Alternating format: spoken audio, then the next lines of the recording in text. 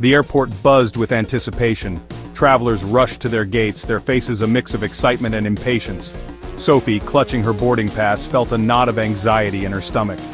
Her flight to Denver, a long-awaited escape to the mountains, was already delayed. Across the departure lounge, Ethan checked his watch for the 10th time. His business trip to Denver was crucial, and this delay was throwing his carefully planned schedule into disarray. Attention passengers, we regret to inform you that Flight 237 to Denver has been canceled. Please proceed to the service desk for rebooking options.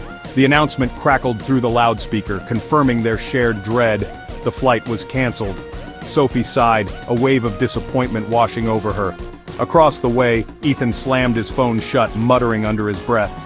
Their paths, destined for the same city but with vastly different purposes, were about to intersect in the most unexpected way.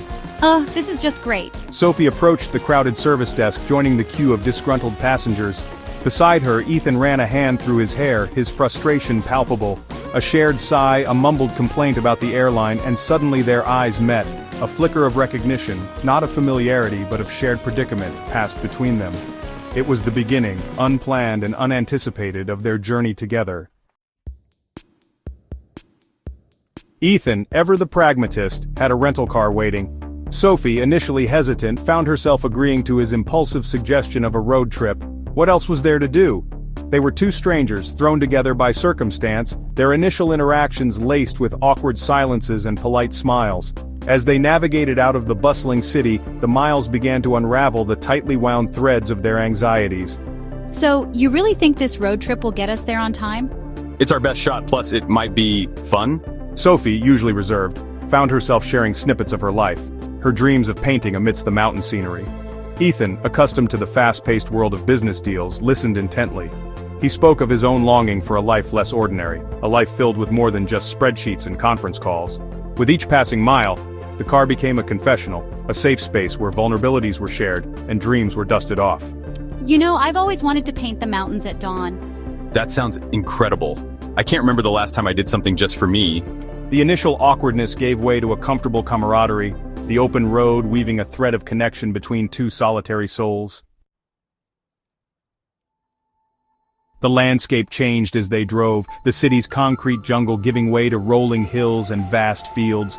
Windows down, the wind whipped through their hair, carrying with it the scent of wildflowers and the promise of adventure. They stopped at roadside diners, sharing greasy burgers and exchanging stories. They laughed at each other's jokes, the sound echoing through the car, a melody of newfound friendship. Look at the sky, the colors are just wow. You've got an artist's eye, Sophie. I never noticed how beautiful it can be. Sophie pointed out the changing colors of the sky, her artist's eye capturing the beauty of the mundane. Ethan, captivated by her enthusiasm, found himself seeing the world through her eyes, appreciating the simple wonders he had always overlooked. He learned about her childhood dreams, her love for vintage records, and her fear of heights, a fear that brought a playful, teasing smile to his lips. So, afraid of heights, huh? Guess I'll have to keep you grounded. She, in turn, discovered his hidden talent for photography, his camera capturing moments of their journey with a tenderness that surprised them both. These photos, they're amazing. You've got a real gift, Ethan. And so, with each passing mile, their walls crumbled, and a beautiful friendship began to bloom. They pulled over at a scenic overlook, the sun beginning its descent, painting the sky in hues of orange, pink, and purple. Below them, a valley stretched out, a tapestry of green fields and winding rivers. Words seemed unnecessary as they stood side by side, mesmerized by the breathtaking view. The silence was no longer awkward but filled with a shared sense of awe and contentment. Softly, this is just perfect. Sophie, inspired, pulled out her sketchbook, her pencil gliding across the paper, capturing the essence of the moment. Ethan watched her, his gaze lingering on the way her brow furrowed in concentration, the way her lips curved into a small smile when she was satisfied with a stroke. He felt a surge of emotion, something akin to wonder, at witnessing her passion, her ability to find beauty in the simplest of things. Softly, you have a real gift, you know that? And in that pause, as time seemed to slow, they found a moment of pure, unspoken connection. As night fell, they continued their drive, the darkness enveloping them like a comforting blanket.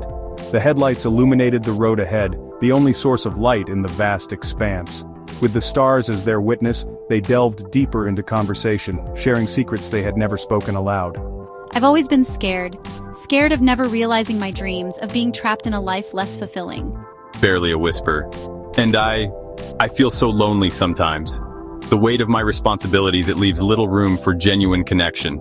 Their words hung in the air, confessions whispered into the darkness, forging a bond stronger than they could have imagined. They spoke until their voices grew hoarse, their laughter intermingling with moments of quiet understanding. The road, once a symbol of their unexpected detour, had become a path towards self-discovery paved with shared vulnerabilities and the comforting realization that they were not alone in their search for something more.